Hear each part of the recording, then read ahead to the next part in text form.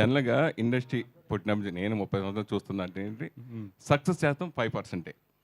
నిజంగా అప్పుడు సీడీలు వచ్చేసాయని, లేదంటే పైరసీ జరిగిపోయిందని, ఇలా ఏదో ప్రాబ్లమ్ వస్తూనే ఉంది. మన ప్రతి కొన్నాళ్ళు 5 ఇయర్స్‌కి వస్తూనే ఉంది. ప్రాబ్లమ్స్ వస్తూనే ఉన్నాయి. పైరసీ కానీ, సీడీలు వచ్చేసి ఇలా రకరకాలుగా ప్రాబ్లమ్స్ ఫేస్ చేస్తూనే సరే ఇప్పుడు ఓటీటీ వచ్చింది. ఓటీటీ వాళ్ళు బెనిఫిట్ పొందుతున్నారు.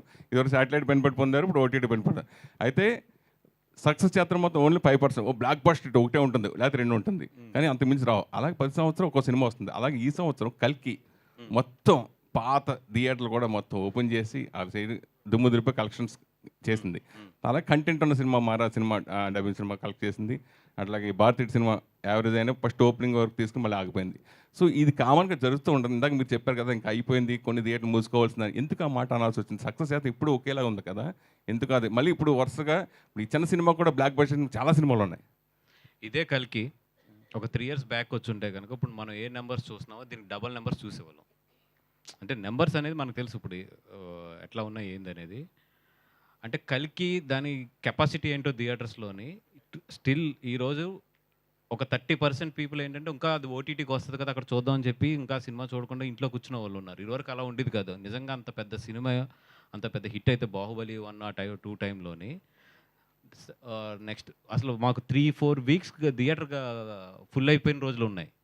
మగధీరాకు కానీ, బాహుబలి 1 కానీ, 2కి కానీ.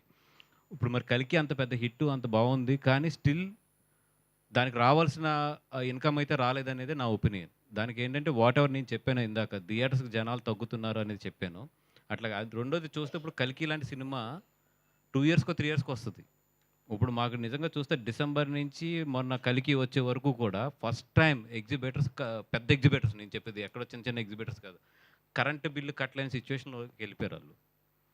అంటే చాలా థియేటర్లు కల్కి సినిమాకి రీఓపెన్ చేశారు. అవును, అందుకనే అడిగాను. రీఓపెన్కి అప్పు తీసుకొచ్చి కరెంటు బిల్లు కట్టి రీఓపెన్ చేశారు. ఇప్పుడు కొన్ని బీ సెంటర్స్ ఉంటాయి, ఏ సెంటర్స్ వదిలేసేయండి, బీ సెంటర్స్ ఉంటాయి. బీ సెంటర్స్లో ఇప్పుడు మేము డిస్ట్రిబ్యూషన్లో కూడా ఉన్నాం కాబట్టి జనరల్గా మాకు ఏంటంటే వాళ్ళతో ఎప్పుడు కూడా రొటీన్ లెక్కలు ఉంటాయి. 1 lakh 2 lakhs అది వాళ్ళ ఆఫీస్కి 4-5 సార్లు తిరిగేస్తుంటే మా అందరూ ఆశ్చర్యపడ్డాయి. ఎందుకు ఈయన థియేటర్ ఓనర్ గారు ఇన్నిసార్లు తిరిగేస్తున్నారు, ₹1,00,000 పెద్ద అమౌంట్ కాదు కదా, ఎప్పుడు ఇంత ప్రెజర్ పెట్టరు కదా ఏంటి అంటే they have to pay the power bills to open for the theatre for కల్కి సినిమాకి. అలాంటి సిచ్యువేషన్కి వెళ్ళిపోయారు ఎగ్జిబిటర్స్ చాలామంది. ఇప్పుడు చూసుకుంటే ఇప్పుడు కల్కి అయిపోయింది. ఇక్కడ నుంచి మళ్ళీ పెద్ద సినిమా ఎప్పుడుంది? Devara September 27th. దాని తర్వాత మళ్ళీ పెద్ద సినిమా అంటే December 6th పుష్ప.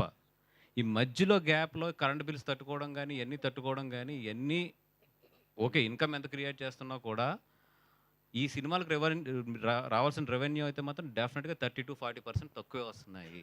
ఓకే, అంటే కల్కి రికార్డ్స్ని పుష్ప 2 బ్రేక్ చేస్తుందా? చేస్తే బాగుంటుంది, ఇండస్ట్రీ బాగుంటుంది, ది ఎగ్జిబిటర్లు బాగుంటారు. అది ఒక సినిమాని ఇంకో సినిమా 100% బ్రేక్ చేయాలి ఇప్పుడు కూడా. ఇప్పుడు సచిన్ రికార్డ్స్ కోహ్లీ చేయలే, అలాగే ఎవరికాలు రికార్డ్స్ బ్రేక్ చేసుకుంటూ వెళ్ళాలి. నితిన్ గారు.